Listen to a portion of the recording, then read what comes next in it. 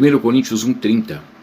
Mas vós sois dele, né? Paulo se dirigindo à igreja que estava em Corinto. Vós sois dele em Cristo Jesus. Em Cristo. Esse termo ocorre mais de 160 vezes no Novo Testamento, que dá uma conotação da nova natureza, da regeneração, do novo nascimento. É a nova vida em Cristo, na eleição que está em Cristo. Mas vós sois dele em Cristo Jesus, o qual se nos tornou, olha para isso, hein? O qual se nos tornou da parte de Deus sabedoria e justiça e santificação e redenção. Então, ele se nos tornou. E aqui nós encontramos o estágio da vida cristã: sabedoria, justiça, santificação e redenção. E aqui eu quero falar rapidamente a bondade de Deus que nos conduz ao arrependimento. E quando chegamos a Cristo, nós temos a justificação, né, justiça, por meio do ato de Cristo na cruz. Depois nós entramos no processo de santificação e depois redenção, que é o estágio final, né? A salvação e a vida eterna, o estado eterno. Então, o qual se nos tornou da parte de Deus. Por que se nos tornou da parte de Deus? Isso fala da encarnação de Cristo, o verbo que se fez carne e habitou entre nós, João 1:1, João 1:14, em que Deus, no seu ato reconciliador, no primeiro ato reconciliador da graça, porque depois nós vamos ser chamados a essa reconciliação, né, no ministério da reconciliação, que é a pregação do Evangelho, que é o anúncio do Evangelho, mas o primeiro ato reconciliador de Deus foi com relação à sua própria condenação. Gênesis 2:16, 17, Deus estipula a morte por causa da desobediência, né, já havia estipulado a morte. Romanos 5:18, essa morte, que é a depravação, a corrupção, o juízo para a condenação veio sobre todos, e ainda que nem todos tivessem pecado à semelhança da transgressão de Adão. Então, o ato reconciliador é que não ficou sem justiça. Por isso que Romanos 1:17 mostra que no Evangelho se revela a justiça de Deus.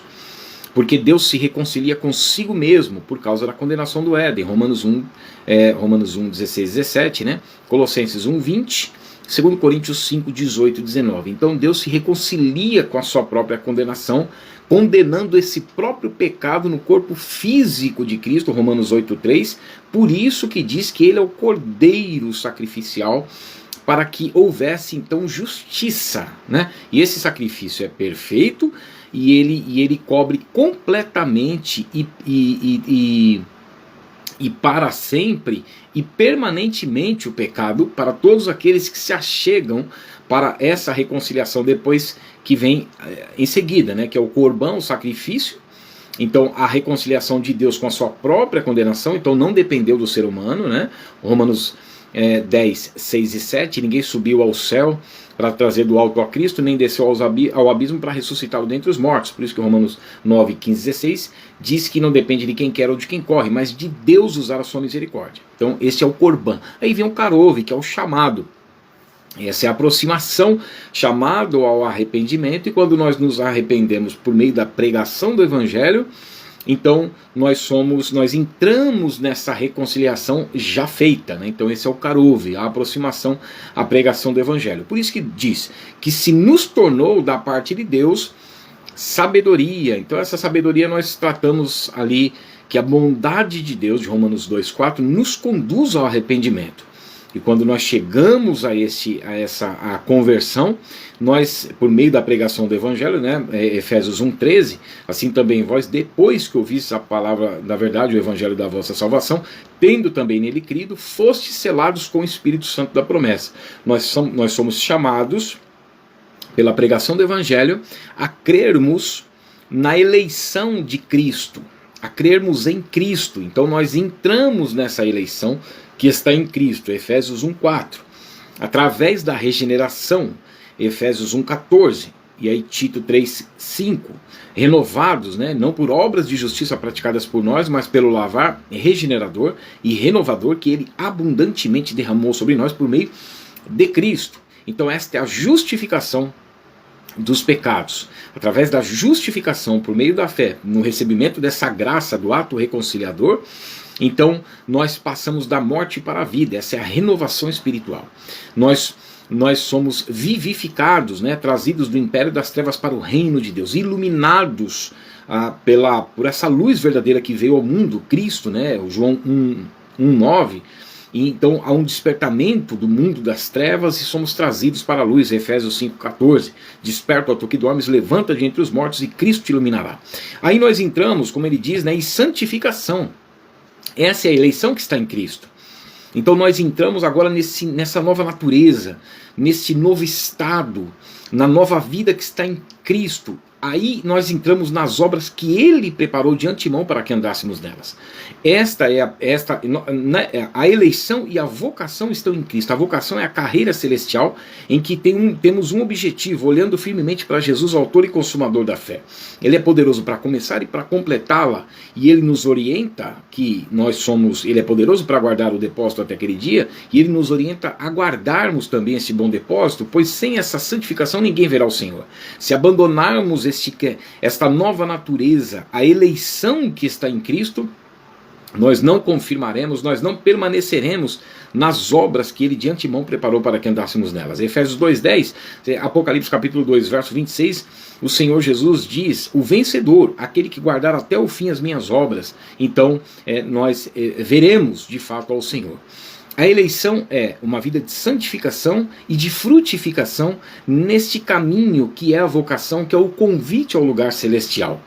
E aí a Bíblia manda permanecer. E por fim nós entramos, nós vamos obter a salvação, 2 Timóteo 2:10. Por esta razão tudo suporto pelos eleitos de Deus, ou seja, por aqueles que creem e entram na eleição que está em Cristo, para que eles também obtenham a salvação. Então é necessário que nós venhamos prosseguir até o final, né? Ou seja, aquele que perseverar até o fim, este será salvo. E por fim, nós vamos herdar a vida eterna, e que a vida está no seu Filho, né? 1 João capítulo 5, versos 10 e 12. A vida eterna, o estado eterno. Aí nós obteremos então a vida eterna. Por isso que a palavra diz em Colossenses 1:23, Tito 1 e 2, Hebreus 10:23, 10, 35, 36, 2 Pedro capítulo 3, verso 13 a 17, que nós não podemos abandonar a esperança do Evangelho, que é de vida eterna. E assim nós vivemos nas obras que Deus preparou, que é a eleição, que é a santificação e a frutificação. Por isso que diz: mas vós sois dele em Cristo Jesus, o qual se nos tornou da parte de Deus sabedoria e justiça e santificação e redenção, que é então o estágio final, né? E aí Paulo explica a mecânica aqui em Romanos capítulo 8, que muitos confundem, né? Eles acham que isso aqui está programado já para indivíduos, e aqui Paulo está explicando a mecânica, né? Ele diz assim: e aos que predestinou, e aí nós temos que entender que a predestinação é da igreja, e indivíduos que creem adentram ao corpo místico de Cristo, que é a igreja, né? E aos que predestinou, a estes também chamou, e aos que chamou, a estes também justificou, e aos que justificou, a estes também glorificou. Por que nós falamos que não é para a igreja em si, que não é para indivíduos em si? Porque nós vemos em Gálatas capítulo 5, versos 7 e 8, que alguns estavam caindo da graça, se desligando desse chamado de Cristo, né?